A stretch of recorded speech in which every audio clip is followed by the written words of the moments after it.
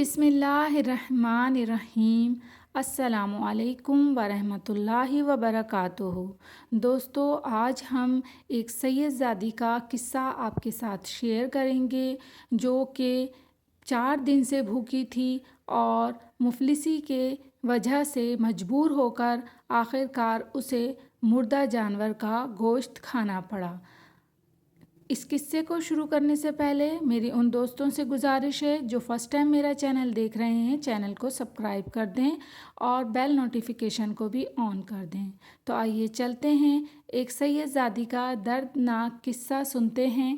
ربیع بن سلمان رحمۃ اللہ علیہ کہتے ہیں کہ میں حج کے لیے جا رہا تھا، میرے ساتھ میرے ساتھی بھی تھے۔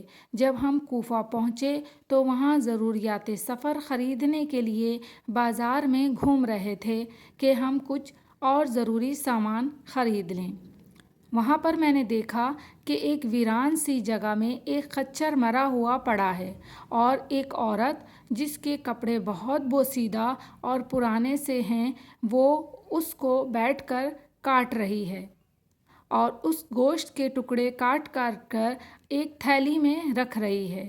مجھے یہ خیال ہوا کہ یہ مردار گوشت لے جا رہی ہے، عورت لوگوں کو یہی پکا کر نہ کھلاتی ہو۔ میں چپکے سے اس کے پیچھے ہو لیا، اس طرح کہ وہ مجھے نہ دیکھے۔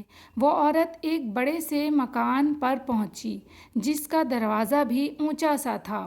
اس نے جا کر دروازے کو کھٹکھٹایا۔ اندر سے آواز آئی، کون ہے؟ اس نے کہا، کھولو، میں بدحال ہوں۔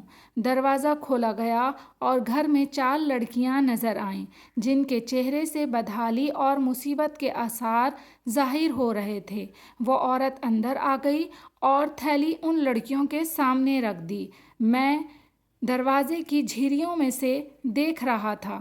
میں نے دیکھا کہ اندر سے گھر کا حال بالکل برباد ہے، گھر بالکل خالی ہے اور لڑکیوں کی حالت بھی کچھ اچھی نہ تھی۔ عورت نے روتے روتے لڑکیوں سے کہا، اس کو پکا لو اور اللہ کا شکر ادا کرو۔ وہ لڑکیاں تھیلی لے کر گوشت کاٹ کاٹ کر اس کو آگ پر بھوننے لگیں۔ مجھے بہت تکلیف ہوئی۔ میں نے جب یہ منظر دیکھا تو آواز دی کہ اے اللہ کی بندی، اللہ کے واسطے اس کو نہ کھا۔ وہ کہنے لگی، تو کون ہے؟ میں نے کہا، میں ایک پردیس آدمی ہوں۔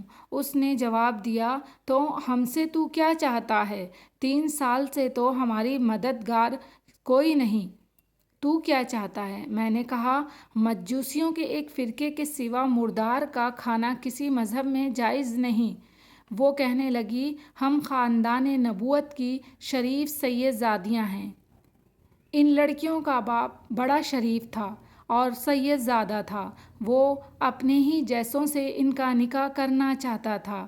نوبت نہیں آئی اور ان کا انتقال ہو گیا۔ جو ان کی طرف سے ترکہ ملا تھا اس میں جو کچھ بھی تھا وہ سب ختم ہو گیا۔ ہمیں معلوم ہے کہ مردار کھانا جائز نہیں، لیکن اضطرار میں جائز ہوتا ہے۔ ہمارا 4 دن کا فاقہ ہے۔ ربیع کہتے ہیں، اس کے حالات سن کر میں بے چین ہو گیا اور اپنے ساتھیوں سے آ کر کہا کہ میرا تو حج کا ارادہ نہیں رہا۔ سب نے مجھے بہت سمجھایا لیکن میں نے کسی کی نہیں سنی۔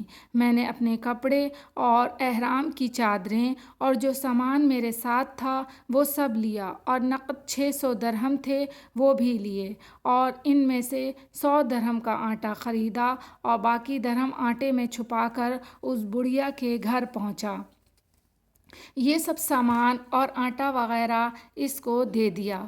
اس نے شکر ادا کیا اور کہنے لگی، اے ابن سلمان، تیرے اگلے پچھلے گناہ معاف کرے اللہ تعالیٰ اور تجھے حج کا ثواب عطا کرے اور اپنی جنت میں تجھے جگہ عطا فرمائے اور ایسا بدل عطا فرمائے تجھے جو ظاہری ہو۔ ربیع کہتے ہیں، حج کا قافلہ روانہ ہو گیا۔ میں ان کے استقبال کے لیے کوفے میں رکا رہا تاکہ ان سے اپنے لیے دعا بھی کرواؤں۔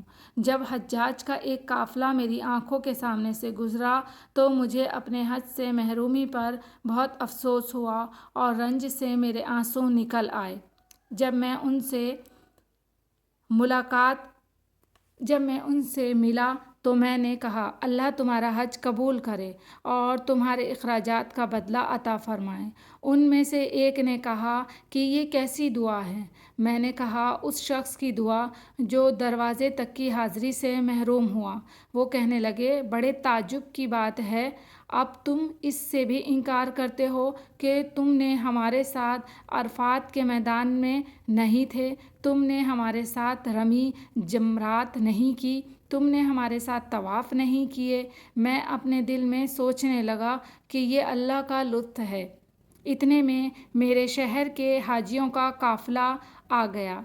मैंने कहा, अल्लाह आप सबका हज कबूल फ़रमाए, तुम्हारा हज कबूल फ़रमाए। वो भी कहने लगे, तू हमारे साथ अरफात पर नहीं था, रमी जमरात नहीं की, तूने हमारे साथ अब इनकार कर रहा है। उनमें से एक शख्स आगे बढ़ा और कहने लगा, भाई इनकार क्यों करते हो? तुम हमारे साथ मक्का में थे और मदीना में भी थे। जब हम कब्र अतहर सल्लल्लाहु अलैहि वसल्लम की ज़ियारत करके बाब जिब्रील से बाहर को आ रहे थे, उस वक्त अज़दहाम की कसरत की वजह से तुमने ये थैली मेरे पास अमानत रखवाई थी, जिसकी मेहर पर लिखा हुआ है, जो हमसे मामला करता है नफ़ा कमाता है। उसने कहा, ये लो अपनी थैली वापस। रबी रहमतुल्लाह अलैह कहते हैं, मैंने उस थैली को कभी इससे पहले नहीं देखा था। खैर मैंने उसको ले लिया। मैं घर वापस आया, इशा की नमाज़ पढ़ी, अपना वजीफ़ा पूरा किया। इसी सोच में जागता रहा कि आखिर ये किस्सा क्या है। इसी कश्मकश में आँख लग गई तो मैंने हजूर अक़दस सल्लल्लाहु अलैहि वसल्लम की ख्वाब में ज़ियारत की। हजूर सल्लल्लाहु अलैहि वसल्लम ने तबस्सुम फरमाते हुए इरशाद फरमाया कि ए रबी रहमतुल्लाह अलैह, आखिर हम कितने गवाह इस पर कायम करें कि तुमने हज किया है? तुम मानते ही नहीं। बात यह है कि जब तुमने उस औरत पर जो मेरी औलाद थी ख़र्च किया और अपना हज का इरादा मुलतवी किया तो अल्लाह ताला ने इसका नेमल बदल तुझे अता फ़रमाया। अल्लाह ने एक फ़रिश्ता तेरी सूरत बनाकर उसको हुक्म दिया कि वो क़यामत तक हर साल तेरी तरफ से हज किया करे, और दुनिया में तुझे ये आविज़ दिया कि 600 दरहम के बदले 600 दीनार अशरफियाँ अता की। रबी रहमतुल्लाह अलैह कहते हैं, जब मैं सोकर उठा तो उस थैली को खोल कर देखा तो उसमें 600 अशरफियाँ थीं। सुबहान अल्लाह। तो आपने देखा कि हज़रत रबी रहमतुल्लाह अलैह को सैयद ज़ादियों की खिदमत करने का कितना बड़ा अजर मिला। हालांकि उन्होंने जो हज का शौक़ रखते थे, हज करने जा रहे थे, उन्होंने अपना हज मुलतवी करके गरीबों की मदद पर अपना पैसा खर्च किया और उनकी मदद की, तो अल्लाह ताला ने उन्हें कितना बड़ा अजर अता फ़रमाया। अल्लाह ताला हम सबको भी गरीबों की मदद करने की तौफ़ीक अता फ़रमाए और अल्लाह ताला हम सब पे अपनी रहमत नाजिल फ़रमाए। जो भी मेरे बहन भाई बीमार हैं उन सबको अल्लाह ताला शिफ़ाए कामिला अता फ़रमाए। जो गरीब हैं, जो मुफलिस हैं, उनकी मुफलिसी को दूर फ़रमाए। इंशाअल्लाह ताला एक बहुत अच्छी वीडियो के साथ दोबारा से आपकी खिदमत में हाज़िर होंगी। मुझे दीजिए इजाज़त। अल्लाह हाफ़िज़।